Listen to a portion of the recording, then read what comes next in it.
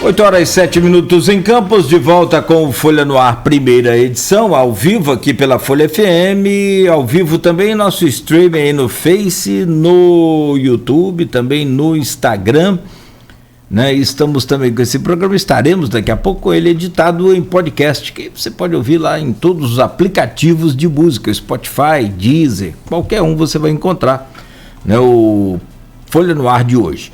E neste programa, no oferecimento dos laboratórios Plínio Bacelar, estamos conversando com o Dr. Paulo Irano, o secretário de Saúde do município de Campos, novamente assumindo aí a pasta. E eu volto com você, Arnaldo Neto, neste bloco. Nogueira, eu ia começar falando sobre vacinação, mas eu dei uma olhada aqui nos comentários no Facebook, né? E tem muita gente, doutor Paulo, falando sobre essa questão de aglomeração. Maurício Batista falando sobre uma cena das pessoas naquela fila para retirar a senha para restaurante popular.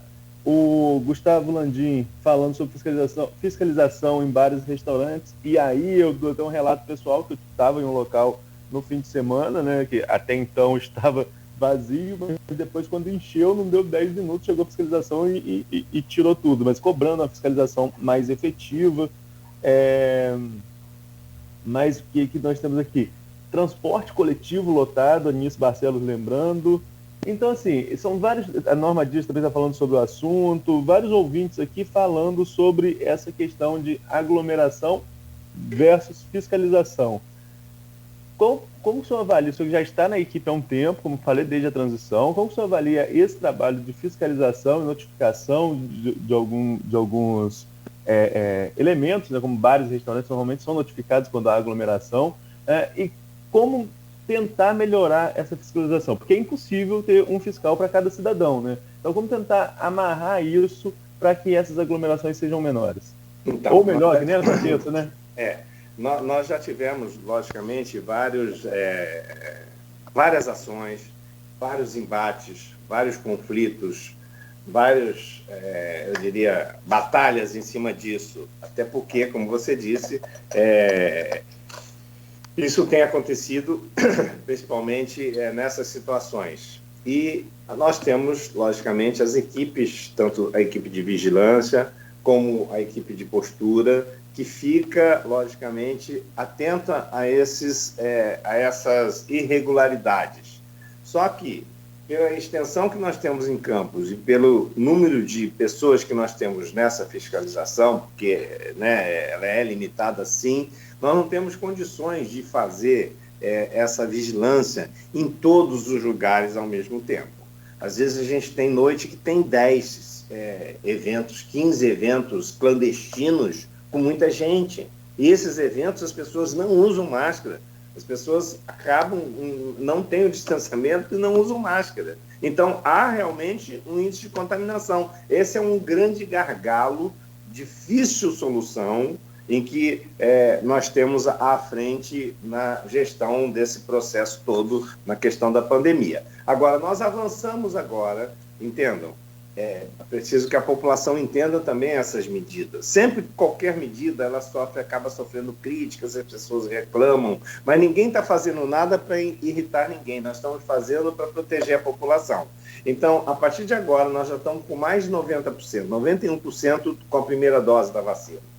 Então, a implantação da obrigatoriedade, que fique claro isso, a implantação da obrigatoriedade de qualquer evento público, qualquer convívio público, isso se lê para restaurante, para salão de festa, para academia, para todas as atividades, inclusive as atividades públicas, a exigência da comprovação da primeira dose da vacina.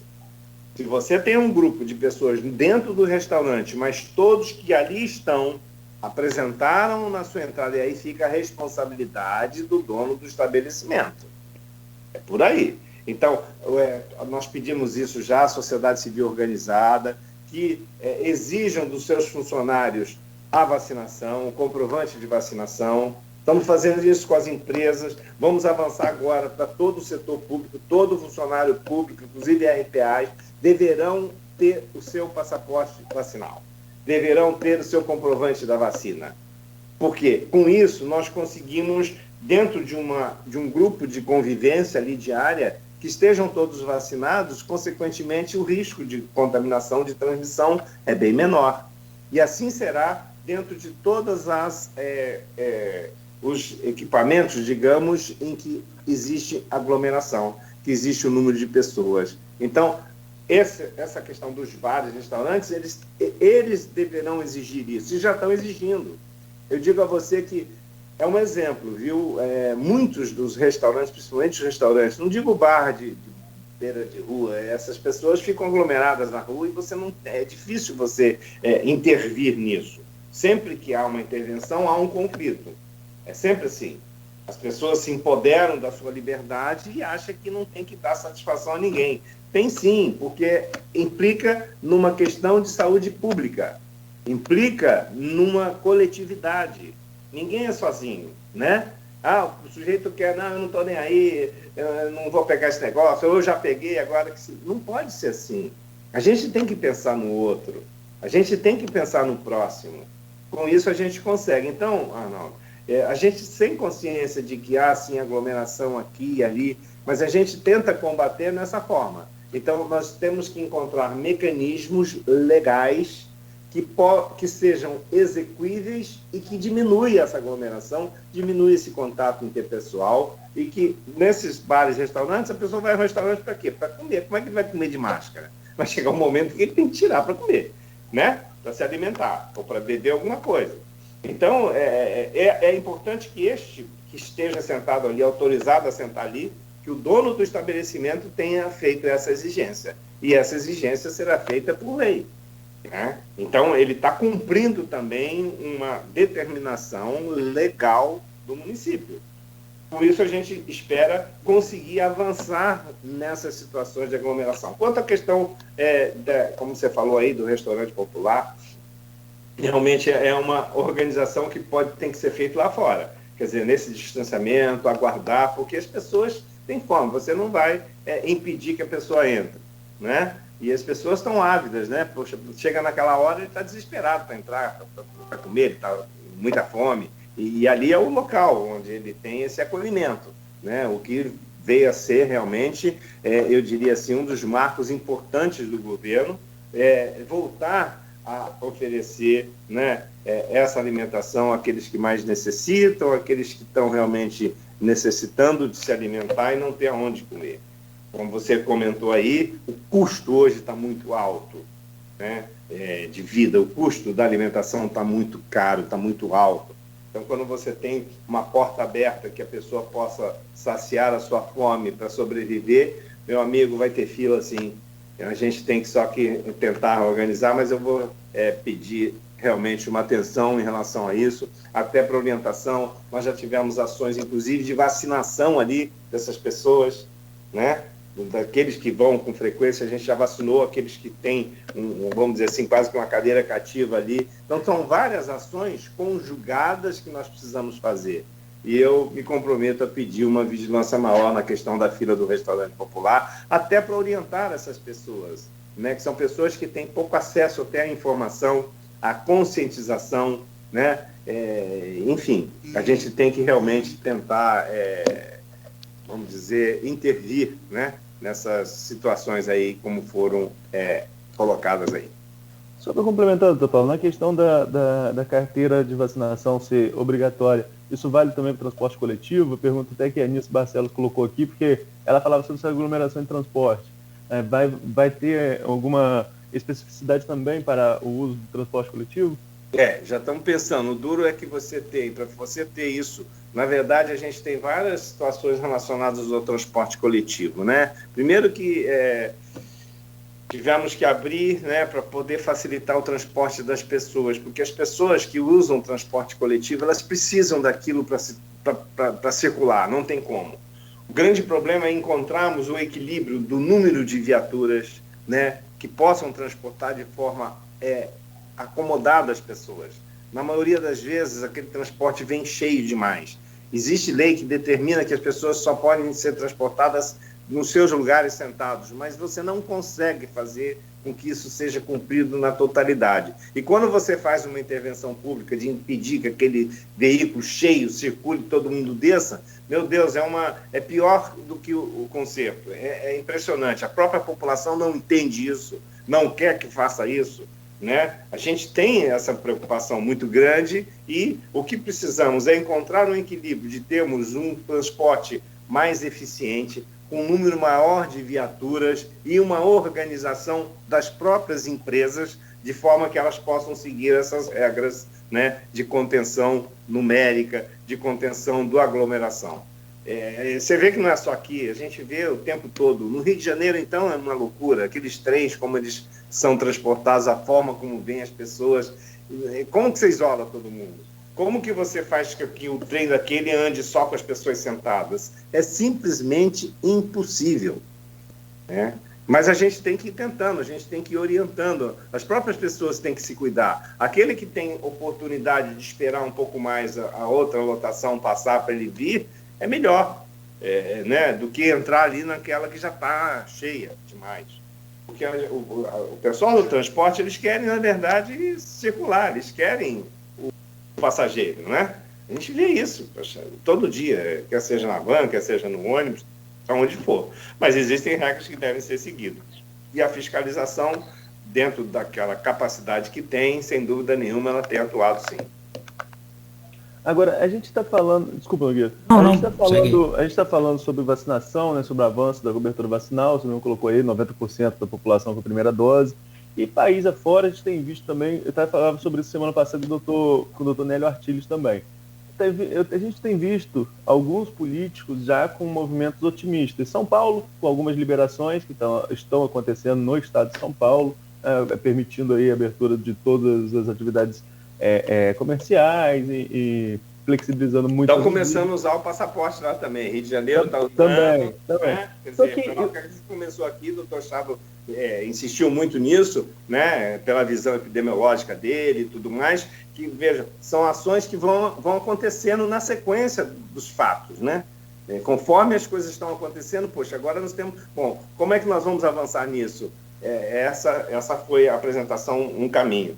Desculpe aí, mas só para lembrar que a importância que tem e que se repete conforme, eu digo, a fase em que se encontra a cidade e o Estado. Mas aí eu vejo um certo otimismo, né, e queria que esse otimismo estivesse correto, por exemplo, quando o Eduardo Paes planeja 40 dias de carnaval para janeiro do ano que vem. Entre janeiro e março, né, os 40 dias de carnaval no Rio de Janeiro. Já tem gente pensando também na própria festa de Réveillon, voltar com festas de Réveillon e o Rio, que não fazer aquela concentração toda em Copacabana, mas espalhar outros polos com festas para tentar diminuir a aglomeração, mas realizando o evento. Campos, dias desses, publicou em Diário Oficial a formação de uma equipe que vai acompanhar a viabilidade de eventos no verão, né? Então, é um planejamento. Porque, de toda forma, tem que ser planejado. Se pode ou não fazer, tem que ser planejado, né? Mas não está um certo otimismo demais, sobretudo nessa perspectiva do Rio de Janeiro, de 40 dias de carnaval neste ano, no próximo ano agora? Como você falou, tem que ter planejamento. Agora eu digo e afirmo a você aqui, sem medo de errar, tudo vai depender do cenário do momento. Nós estamos passando por isso, fases diferentes, fases de restrição maior de circulação, né? Eu nem gosto desse nome lockdown porque ele não é verdadeiro, né? Vamos dizer assim, de parada de tudo, ninguém sair de casa. Na Europa, muitos lugares fizeram isso, conforme a necessidade do momento. Então, afirmo a você, se estivermos num momento em que esses indicadores que determinam a fase colorida, né, do momento, se é fase amarela, se é fase branca, se é fase verde, enfim, ou se é vermelha, vai depender disso, que vai depender do número de casos daquele momento, do número de internações, número de leitos disponíveis, ocupação de leitos, número de casos graves e número de óbitos. Se estivermos num momento em que esses indicadores estiverem em alta, eu garanto a você que é uma insanidade e não vai acontecer carnaval nem de 40 nem de um dia. se esta vacinação, como a gente está evoluindo, avançar mais ainda, e com certeza deverá avançar, porque hoje as condições são melhores, a gente já tendo um aporte de vacinas maior do que tivemos no início, o Ministério da Saúde conseguiu, apesar de todos esses imbróglios aí, né, das vacinas de aquisição, mas conseguiu ter um fluxo de entrada de vacinas maior, consequentemente a gente está conseguindo vacinar mais pessoas. Se isso continuar evoluindo e não surgirem novas cepas que venham a ser mais agressivas, mais transmissíveis, como tem sido essa Delta, ela é mais transmissível, mas porém não tão agressiva. Desses 3 casos que nós tivemos agora a confirmação, 2 já tiveram alta. Olha só, que maravilha. Então, 60% de uma estatística pequenina que a gente tem saíram bem. Então, isso é um indicativo importante. Não é aquele doente que vai ficar na UTI um mês. É o doente que está sendo contaminado e está saindo. Então, se nós estivermos nesses períodos de festas, num momento favorável, acredito que possa até acontecer. Mas sempre com essa consciência da população de que tem que se cuidar. Né? Aquela aglomeração, por exemplo, que a gente vê, né, nos trio elétricos, né, nessas festas populares, queima de fogos de Copacabana com 1 milhão de pessoas, 1,5 milhão de pessoas na praia, um do lado do outro.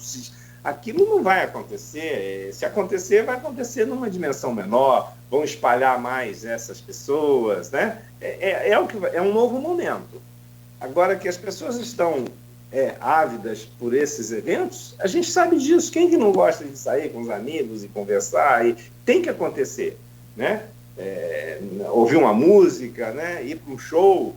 Poxa, a gente olhar hoje, no cenário hoje, ter um Rock in Rio, como sempre foi, como é que você vai para o meio daquela multidão ali? Não tem como. Pode ser que num cenário, no período, né, do verão, no carnaval, possa acontecer isso. Nós estamos agora com 95% da população vacinada, a gente já pode realmente agora, a partir de agora, estamos aí com leitos sobrando, disponível, porque ninguém está internando mais, então podemos flexibilizar mais? Sim, é a ordem natural, a vida tem que voltar ao normal. Foi o que nós fizemos em Campos. No momento em que chegou num limite, em que nós sentimos que havia uma segurança maior, a gente começou a flexibilizar. Hoje, a economia do nosso município já está pulsando. O comércio já voltou, né, numa força maior, vamos dizer, resgatou isso.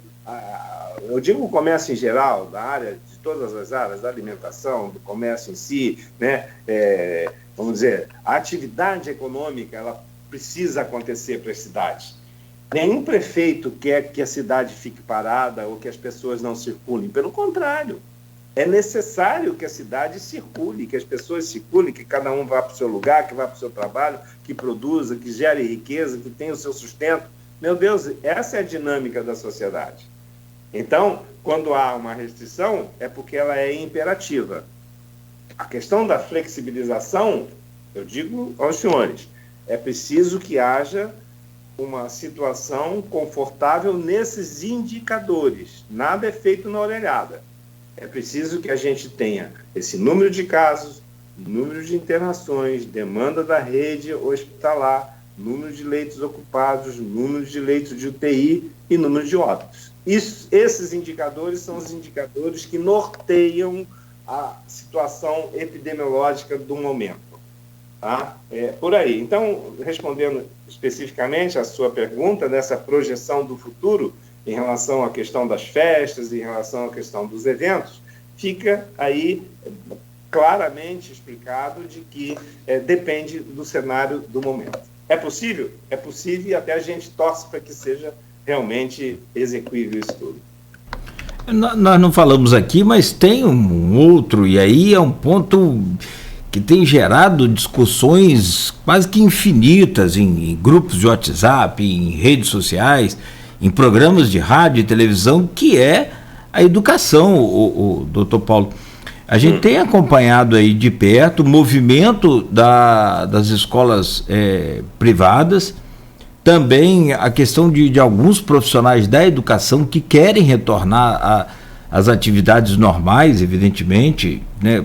Enfim, fazer o seu extra ali também, o que a gente chama aqui em campos de RET, e ganhar um pouco mais, enfim, colocar a vida nos trilhos novamente, mas há também uma preocupação muito grande, mas eu não consigo muito bem entender.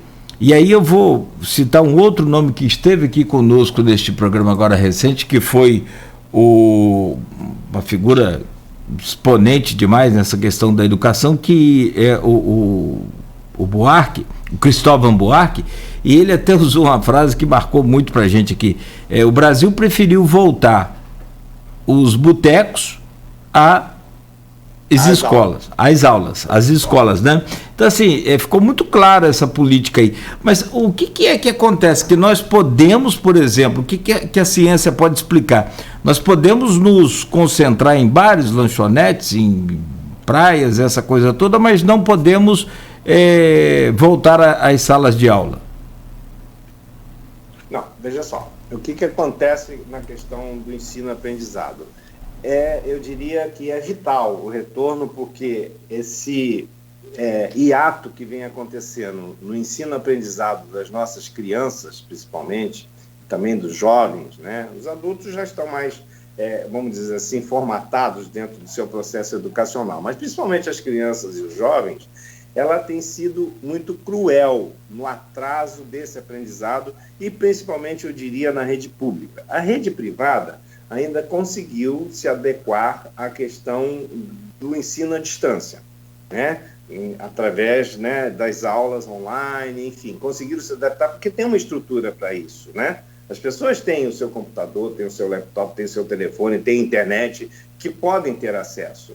O ensino à distância para a rede pública, ela é bem mais complicada, porque as pessoas não têm esse acesso à tecnologia, não tem tanta essa disponibilidade. Então, é realmente uma situação muito crítica, além do que a escola, ela permite uma situação nutricional aos alunos de extrema importância na sobrevivência deles. Então, são vários aspectos que acabam impactando de forma grave, negativa a ausência às aulas. Isso é um ponto definido e claro. Atraso no ensino-aprendizado, que é fundamental na vida dessa criança, nós sabemos todos disso. A educação é o único caminho real da evolução de uma sociedade. Os países que forçam e criam um sistema educacional eficaz, eles têm um resultado muito mais positivo na evolução da sociedade como um todo. Eu costumo dizer com o professor Marcelo Feres, que é o nosso secretário de Educação, a gente troca muitas ideias, é uma mente brilhante, eu diria, né? O professor, e tem feito realmente um esforço muito grande na organização desse processo educacional, né, do ensino híbrido, então, enfim, todas essas saídas. E a gente sempre disse, surgiu uma frase até que eu acho uma frase assim, magnífica, né, que a educação ilumina a vida das pessoas. A educação ilumina a vida das pessoas. Isso é importante. Então, nada mais do que a educação cria essa herança para a pessoa. Aquele aluno que aprende, que tem um aprendizado, que tem um sistema educacional que lhe permita, ele vai estar se preparando para a vida. Então, isso é fundamental. Agora, não é simplesmente você querer ensinar, é preciso que o contexto permita esse ensino. Voltando aqui à questão no momento da pandemia, então, não há dúvida de que é importante o retorno imediato, eu diria, ou não poderia ter havido a interrupção deste ensino-aprendizado. Só que o momento da pandemia não permitiu, como obrigou o fechamento da rede toda de atividade econômica de uma cidade. Em todo lugar foi assim, mas é preciso retomar. E assim foi feito, e assim tem sido feito, tem sido programado, tem sido estudado. Ao mesmo tempo, existe a percepção da população, existe a percepção dos atores da educação. Essa que é a questão. No momento em que você tem uma escola que retornou e, por acaso, um professor, por acaso, um colaborador da rede de assistência dentro da escola, ou um aluno é contaminado no meio de uma pandemia em que nós podemos ser contaminados em qualquer local que estivermos, se tivermos um contato com alguém contaminado, até mesmo dentro de casa, eu posso ser contaminado. Aonde vem a culpa? Vem a culpa na educação, vem a culpa na escola, como se a escola fosse a culpada, o retorno fosse a culpa disso. É preciso que a gente tenha muita consciência desse processo e que a gente avance na educação. É preciso o retorno urgente desses alunos à sala de aula. É preciso que a gente consiga avançar, e aí vem de termos aí, né, a internet disponível para aqueles que não têm condições de pagar uma internet dentro de casa. A gente vê isso toda hora na mídia, né? Aquele aluno que, ávido por conhecimento, quer estudar e não consegue, ele tem que subir na árvore para a internet pegar. Ele tem que ir lá no topo do morro para poder pegar um sinal, para conseguir assistir uma aula online. Essa que é a dificuldade grande em que a gente não consegue, a gente tem limitações que independem da nossa vontade, né? Então, acho que, nesse momento, o que a gente tem que avançar é nisso, em dar condições a esses nossos alunos. E eu falo mais relacionado ao aluno do setor público, que é que tem mais dificuldades. Do setor privado, eles se organizaram melhor, eles têm mais condições, né? A própria grupo privilegiado, eu diria, de estar numa escola, né, privada, ele tem mais condições de ter uma estrutura tecnológica que lhe permita assistir uma aula à distância, repetir essa aula 2 vezes, 3 vezes, né? Está gravada ali, ele tem acesso, enquanto que a rede pública carece dessas condições, e acho que o professor Marcelo tem discutido muito isso, tem encontrado soluções, montou um modelo híbrido, a gente começou com um número, né, menor de alunos, e isso vai haver uma expansão progressiva, até porque agora nós estamos atingindo muito rapidamente agora, talvez mais 1 semana ou 2, dependendo do número de vacinas, a gente vai estar vacinando até os 12 anos de idade, então nós vamos ter uma criançada já mais protegida, né, que é o que se permite hoje pelos protocolos do próprio Ministério da Saúde. Nós não podemos sair vacinando as crianças abaixo dos 12 anos, por enquanto. Acho que vai avançar daqui a pouco. Mas isso não é aqui, é o mundo inteiro, né? É um conhecimento, é uma evolução que a gente está adquirindo, viu?